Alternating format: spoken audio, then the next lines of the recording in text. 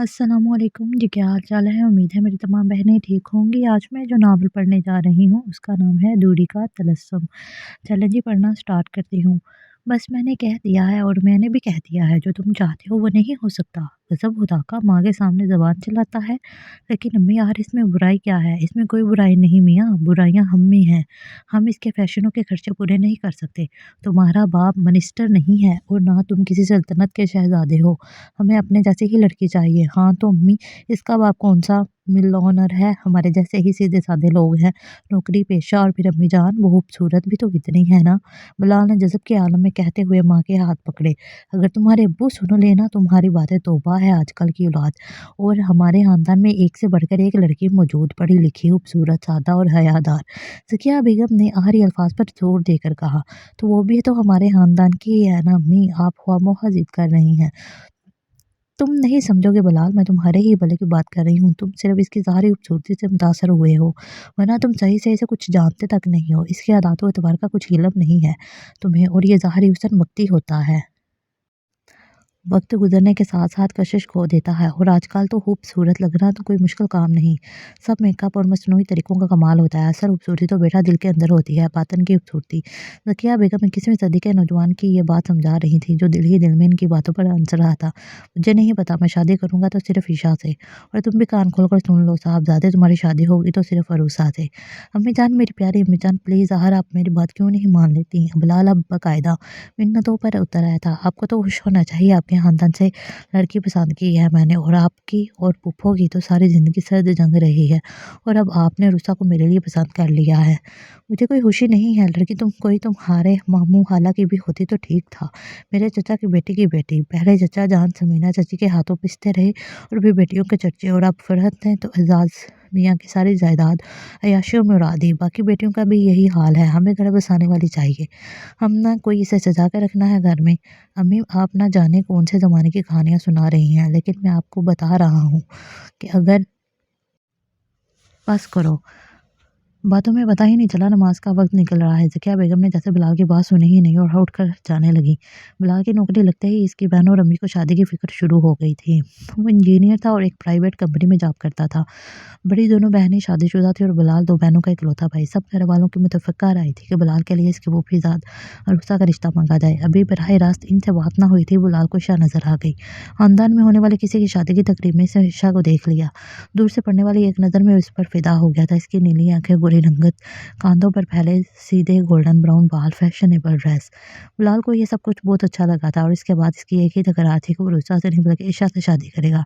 हालांकि वो इसे जानता तक ना था, सिर्फ दूर से ही देखकर वो इसके तलस्सुम में जकड़ा गया था, और इसके दिलो दिमाग पर नीली आंखें, गोरी रंगत और गोल्डन बाल सवार हो गए थे। ईशा हमारे खानदान की सबसे खूबसूरत लड़की है। वो सोचता रहता और खुश होता रहता। इसे ईशा को हर कीमत पर हासिल करना था, चाहे कोई खुश हो या खफा। इसे अंदाज़ा हुआ अम्मी भी जब बाहर से आती और दरवाज़ा खुलने में ज़रा सी देर हो जाती तो यही हाल होता होगा जो इसका हो रहा है। अब भी इसके बारे आने तक कितनी ही दफ़ा घंटी बज चुकी थी। अब तो मुसलसल बजे जा रही थी। उफ़! क्या मुसीबत है। घंटा हो गया है, मैं धूप में खड़ा सूख रहा हूँ। रुस्ता ने दरवाज़ा खोला तो सामने बिलाल खड़ा था। गर्मी शायद इसके दिमाग को लग गई थी। अब अंदर आने देंगी मोहतरमा? वो सलाम करके एक तरफ हो गई। अम्मी और मामी तो बाज़ार गई हैं। रुस्ता ने अपनी तरफ से इसे इत्तला फराहम की। अम्मी ने इसे शाम को पहुँचने को कहा था, लेकिन वो असर में ही आ गया था। ऑफिस से फारिग हुआ तो सीधा यहीं चला आ गया। कमरे में कूलर ऑन था। एकदम झुलसाती गर्मी से खुशगवार ठंडक का एहसास हुआ। दर्द से सोफे पर गिरकर बैठ गया। खाना खाएंगे? बड़े शाइस्ता और मुहज़्ज़ब अंदाज में पूछा गया। नहीं। ठंडा या चाय? नहीं। दोबारा टिका सा जवाब दिया। वो कुछ कहे बगैर किचन में चली गई। वापस आई तो ट्रे में कोल्ड ड्रिंक और फ्रूट था। आप बैठे, मैं अब्बू को बुला कर लाती हूँ। सादा लहजा, नरम आवाज़। उर्सा हमेशा से ही एक बावकार लड़की थी, तमाम खानदान की पसंदीदा हस्ती। बिलाल के हवा सब कुछ बहाल हो चुके थे। इसने यूं ही बिला इरादा रूसा की तरफ देखा। साफ शफाफ गंदमी रंगत, काली सी आंखों पर लंबी घनी पलकें, घुंघराले बालों में लंबी लंबी और मोटी मोटी चोटी इसके सर पर जमे दुपट्टे से नीचे लटक रही थी। मगर ईशा और रूसा का क्या मुकाबला। बिलाल ने दिल ही दिल में सोचा और अपने इरादे को मजीद पुख्ता कर लिया। बिलाल ने दिल ही दिल में सोचा और अपने इरादे को मज़ीद पुख्ता कर लिया। फिर पूरे 5 दिन बाद वो अपने 5 दिन वो अपने दोस्तों और मामूद आदर के घर रहा। इसने घर छोड़ दिया, यहाँ तक कह दिया कि अगर इसकी बात ना मानी तो वो ये शहर ही छोड़ जाएगा। माँ-बाप, बहनें दौड़ी चली आईं। और सबको इसकी ज़िद के आगे हार मानना पड़ी। सब लोग इसे समझा कर थक गए थे। अम्मी-अब्बू, बहनें और ख़ानदान के बुज़ुर्ग रिश्ता तय होने पर अंगूठी पहनाए और मंगनी वाले रोज़ ही शादी की तारीख भी तय कर दी गई थी।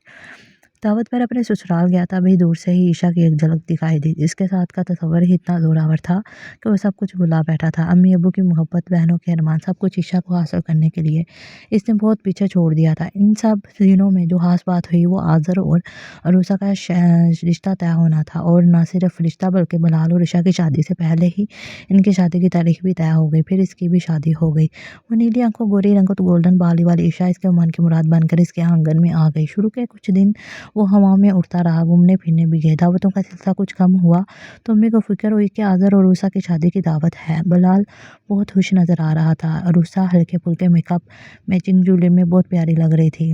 क्लिप लगाकर घुंघराले बाल खोल रखे थे। वो दुपट्टा सर पर बेमूल जमा रखा और लंबे बाल बाहर झांक रहे थे। ईशा भी गजब ढहा रही थी।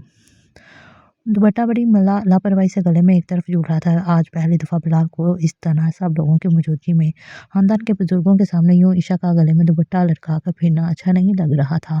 चलो सर पर ना ले मगर ढंग से तो ओढ़ ले। वो सिर्फ सोचता ही रहा, कह ना सका। हम वहाँ शर्मिंदा होने लगा।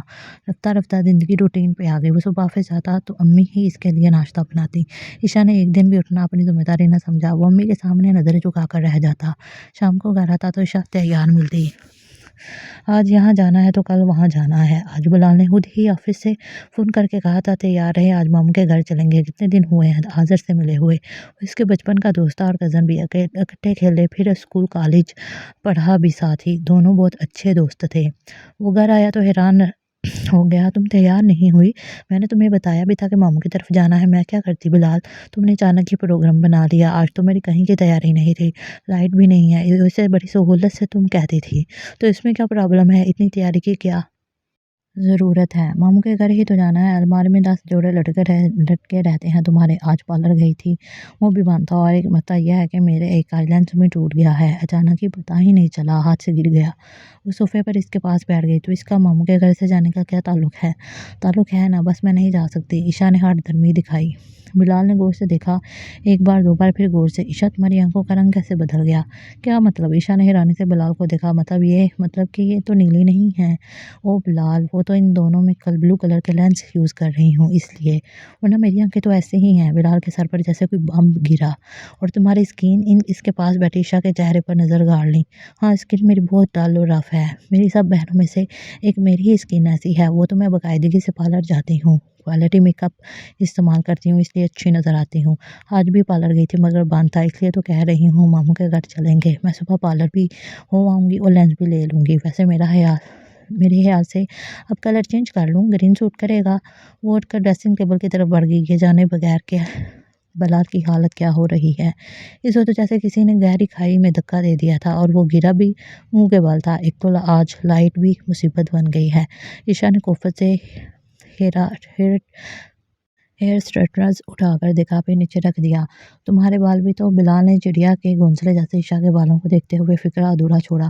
उफ बिलाल, क्या हो गया है तुम्हें? मेरे बाल कर्ली हैं मगर मुझे सीधे अच्छे लगते हैं जब ही स्ट्रेटनर्स यूज़ करती हूँ। हाँ मगर ये गोल्डन कलर ज़्यादा सूट नहीं कर पाया मुझ पर। इस दफ़ा डार्क ब्राउन कलर करवाऊंगी, अच्छा लगेगा ना? वो इसके कंधे पे हाथ रखकर पूछ रही थी, जबकि वो वृद्धनुमा से बेखबर था। इसके जहन में अपनी माँ की बातें गूंज रही थी। ईशा इंकशाफ पर इंकशाफ कर रही थी और दूरी का तबस्सुम टूटता जा रहा था। नीली आंखों, गोरी रंगत और गोल्डन बालों की जगह मटियाली आंखें, डल और रफ स्किन और चिड़िया के घोंसले जैसे बाल थे। तो मेरी प्यारी बहनों, ये था मेरा आज का छोटा सा नॉवल। उम्मीद है आपको ज़रूर पसंद आया होगा। मेरे चैनल को लाइक कीजिए, सब्सक्राइब कीजिए। शुक्रिया।